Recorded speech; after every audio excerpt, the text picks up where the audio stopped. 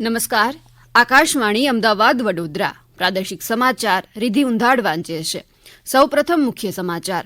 કમોસમી વરસાદે રાજ્યને ગમરોળ્યું. વિવિધ જિલ્લાઓમાં ભારે પવન અને ગાજવીજ બાદ પડેલા વરસાદને કારણે ખેડૂતો ચિંતામાં મુકાયા. રાજ્યમાં ઠેર ઠેર હોર્ડિંગ્સ, છાપરા અને વૃક્ષો પડવાની ફરિયાદો. જુદી જુદી ઘટનાઓમાં 2 થી વધુના મૃત્યુ.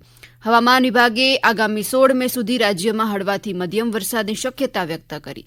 કૃષિ વિભાગ દ્વારા ખેડૂતોના પાક સાચવવા તાકીદ. ગુજરાત માધ્યમિક અને ઉચ્ચતર માધ્યમિક શિક્ષણ બોર્ડ દ્વારા ગુણ ચકાસણી પ્રક્રિયાનો પ્રારંભ 20 મે સુધી કરાવી શકાશે રજીસ્ટ્રેશન.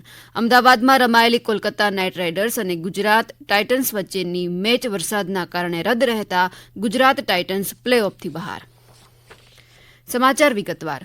રાજ્યમાં સોમવારે ઠેર ઠેર પડેલા કમોસમી વરસાદ અને કરાના કારણે ખેડૂતો ચિંતામાં મુકાયા છે. રાજ્યના ઘણા ખરા જિલ્લાઓમાં બપોર બાદ ભારે પવન અને તોફાન સાથે વરસાદ પડ્યો હતો, જેને કારણે તાપમાનમાં 5 થી 10 ડિગ્રીનો ઘટાડો નોંધાયો હતો. કેટલાક જિલ્લાઓમાં 40 થી 50 કિલોમીટર પ્રતિ કલાકની ઝડપે પવન પણ ફૂંકાયો હતો. દક્ષિણ ગુજરાતના નર્મદા, તાપી, સુરત, ડાંગ, નવસારી, દમણ અને દીવ ઉપરાંત ઉત્તર ગુજરાતમાં અમદાવાદ, ગાંધીનગર, અમરેલી, બનાસકાંઠા અને સાબરકાંઠા સહિતના જિલ્લાઓમાં ભારે પવન સાથે વરસાદ પડ્યો હતો, જેથી લોકોએ ગરમીમાંથી રાહતનો શ્વાસ લીધો છે. અમદાવાદમાં વિવિધ સ્થળોએ હોર્ડિંગ્સ પડી ગયા હતા, જ્યારે કે ગાંધીનગરમાં એક મોબાઈલ ટાવર તૂટી જવાના સમાચાર છે. જો કે આ ઘટનામાં કોઈ જ જાનહાની નથી થઈ. જે જિલ્લાઓમાં વરસાદ પડ્યો છે તેમાં સુરેન્દ્રનગર, બોટાદ, નવસારી, સાબરકાંઠા, બનાસકાંઠા, ભાવનગર, ડાંગ અને ગાંધીનગરનો સમાવેશ થાય છે. સાયલામાં 21 મિલીમીટર જ્યારે કે બોટાદમાં 20 મિલીમીટર વરસાદ નોંધાયો છે. અમરેલી જિલ્લામાં 1.25 ઇંચ જેટલો વરસાદ ખાબક્યો હતો, તો સુરેન્દ્રનગર અને હિંમતનગરમાં વીજળી પડતા 2 યુવાનોના મોત થયા હતા. હિંમતનગરના આગિયોલમાં પતરું પડતા 1 મહિલાનું મોત થયાના સમાચાર છે. આ ઉપરાંત અન્ય કેટલીક ઘટનાઓમાં લોકોને કરંટ લાગવા જેવા વૃક્ષ પડી જતા ઘાયલ થયાના પણ સમાચાર છે. રાજ્યમાં વરસાદના પગલે સરકારે વહીવટીતંત્રને સતર્ક રહેવા સૂચના આપી છે. ગઈકાલે મુખ્યમંત્રી ભૂપેન્દ્ર પટેલે મુખ્ય સચિવ મારફતે તમામ વહીવટીતંત્રને આગોતરા પગલાં લેવાની સૂચના આપી છે.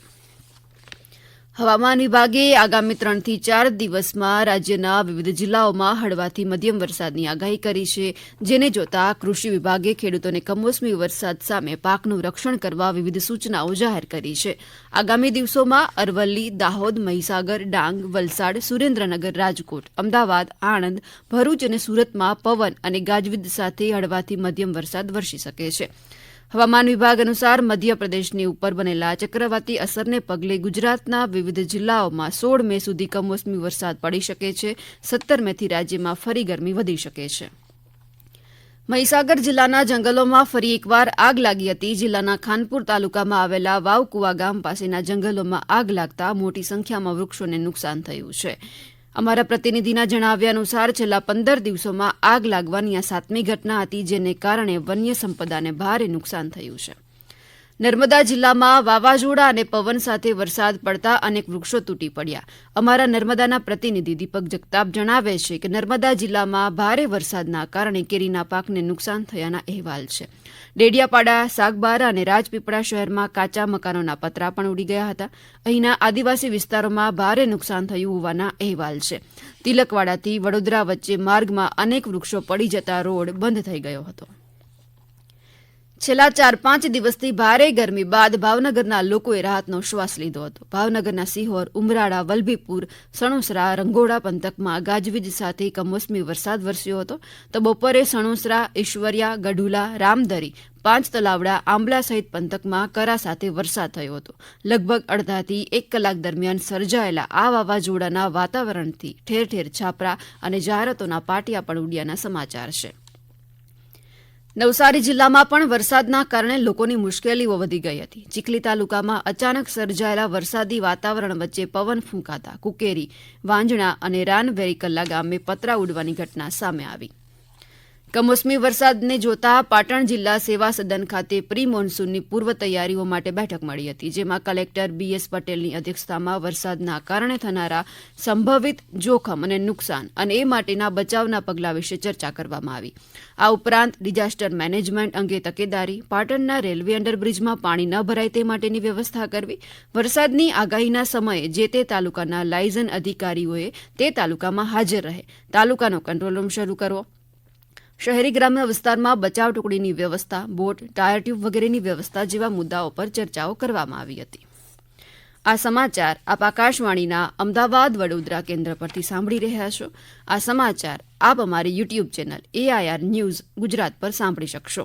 વધુ સમાચાર માટે આપ અમારા ટ્વિટર હેન્ડલ AIR_News_ABAD ને ફોલો પણ કરી શકો છો. રાજકોટમાં BRTS અને ઇલેક્ટ્રિક સિટી બસના ડ્રાઈવરોએ તેમની હડતાળ સમેટી લીધી છે. સોમવારે બપોર બાદ અધિકારીઓની દરમિયાનગીરી બાદ હડતાળનો અંત આવ્યો હતો. હડતાળને પગલે 75 જેટલી બસોના પૈડા થંભી ગયા હતા. બસ કર્મીઓ પગાર નિયમિત કરવા અને ફિક્સ પગારની માંગને લઈને હડતાળ પર ઉતર્યા હતા, જેને કારણે શહેરમાં લોકોને હાલાકીનો સામનો કરવો પડ્યો. આ વિશે આકાશવાણી અમદાવાદ સાથેની વાતચીતમાં રાજકોટના મ્યુનિસિપલ કમિશનર આનંદકુમારે શું કહ્યું, સાંભળીએ. આ બાબતે RMCના જે અધિકારીઓ દ્વારા બંને એજન્સી એટલે કે જે ડ્રાઈવર પ્રોવાઈડ કરનારી એજન્સી અને બસ ઓપરેટર એજન્સી એમના અધિકારીઓને સાથે રાખી અને ચર્ચા વિચારણા કરી છે અને ટૂંક જ સમયમાં આ જે સમગ્ર પ્રશ્ન છે એનો સુખદ નિવેડો આવી અને ફરીથી બસનું જે સંચાલન છે એ સંચાલન ખૂબ ટૂંક સમયમાં પુનઃ સ્થાપિત કરવામાં આવશે. ગુજરાત માધ્યમિક અને ઉચ્ચતર માધ્યમિક શિક્ષણ બોર્ડ દ્વારા ગુણ ચકાસણી માટે અરજીની પ્રક્રિયા શરૂ કરવામાં આવી છે. શિક્ષણ બોર્ડ દ્વારા માહિતી આપવામાં આવી છે કે જે ધોરણ 10ના ઉમેદવારો ગુણ ચકાસણીની અરજી કરવા ઈચ્છતા હોય તે બોર્ડની સત્તાવાર વેબસાઇટ www.gscb.org અથવા ssc.gscb.org પર તારીખ 20 મે સુધી રજીસ્ટ્રેશન કરી ઓનલાઈન અરજી કરી શકશે. ઓનલાઈન માધ્યમ સિવાય અન્ય કોઈ રીતે અરજી સ્વીકારવામાં નહીં આવે. ઉલ્લેખનીય છે કે ધોરણ 10નું પરિણામ 11 મે જાહેર કરવામાં આવ્યું હતું. IPL ક્રિકેટમાં અમદાવાદમાં યોજાયેલી ગુજરાત ટાઇટન્સ અને કોલકાતા નાઇટ રાઇડર્સ વચ્ચેની મેચ વરસાદના કારણે રદ કરવામાં આવી હતી, જેના કારણે ગુજરાત ટાઇટન્સ પ્લે ઓફની રેસમાંથી બહાર થઈ ગયું છે. અમદાવાદમાં કમોસમી વરસાદના કારણે આ મેચ રદ કરવામાં આવી હતી, જેના કારણે હવે IPLમાં કોલકાતા ક્વોલિફાય થઈ ચૂકી છે અને ગુજરાત ટાઇટન્સ 16મીએ હૈદરાબાદ સામે સિઝનની અંતિમ મેચ રમશે. ઓપન ગુજરાત કરાટે સ્પર્ધામાં ગીર સોમનાથ જિલ્લાએ પ્રથમ ક્રમાંક સાથે જીત હાંસલ કરી છે. અમારા ગીર સોમનાથના પ્રતિનિધિ રાજેશ ભજગોતર જણાવે છે કે ગીર સોમનાથ જિલ્લાના 96 વિદ્યાર્થીઓએ આ સ્પર્ધામાં ભાગ લીધો હતો, જેમાંથી 25 વિદ્યાર્થીએ સુવર્ણ ચંદ્રક, 24 વિદ્યાર્થીએ રજત ચંદ્રક અને 35 વિદ્યાર્થીએ કાંસ્ય ચંદ્રક જીત્યો છે. ઉલ્લેખનીય છે કે કરાટે સ્પર્ધાનું આયોજન તારીખ 4 અને 5 મેના રોજ સુરતમાં કરવામાં આવ્યું હતું, જેમાં ગુજરાતભરમાંથી આશરે 650 વિદ્યાર્થીએ ભાગ લીધો હતો. ખેલ મહાકુંભના બીજા તબક્કાની રાજ્ય કક્ષાની ઓપન એજ કબડ્ડી સ્પર્ધા આગામી આવતીકાલથી 20મી મે સુધી દાંડી ખાતે યોજાશે.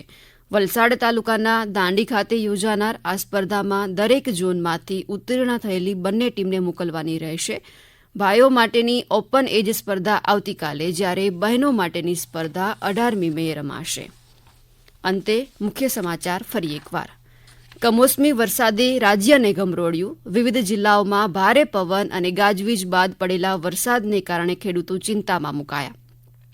રાજ્યમાં ઠેર ઠેર હોર્ડિંગ્સ, છાપરા અને વૃક્ષો પડવાની ફરિયાદો. જુદી જુદી ઘટનાઓમાં 2થી વધુના મૃત્યુ. હવામાન વિભાગે આગામી 16 મે સુધી રાજ્યમાં હળવાથી મધ્યમ વરસાદની શક્યતા વ્યક્ત કરી. કૃષિ વિભાગ દ્વારા ખેડૂતોના પાક સાચવવા તાકીદ. ગુજરાત માધ્યમિક અને ઉચ્ચતર માધ્યમિક શિક્ષણ બોર્ડ દ્વારા ગુણ ચકાસણી પ્રક્રિયાનો પ્રારંભ. 20 મે સુધી કરાવી શકાશે રજીસ્ટ્રેશન. અમદાવાદમાં રમાયેલી કોલકાતા નાઇટ રાઇડર્સ અને ગુજરાત ટાઇટન્સ વચ્ચેની મેચ વરસાદને કારણે રદ રહેતા ગુજરાત ટાઇટન્સ પ્લે ઓફથી બહાર. આકાશવાણીના અમદાવાદ વડોદરા કેન્દ્ર પરથી પ્રાદેશિક સમાચાર પૂરા થયા. નમસ્કાર.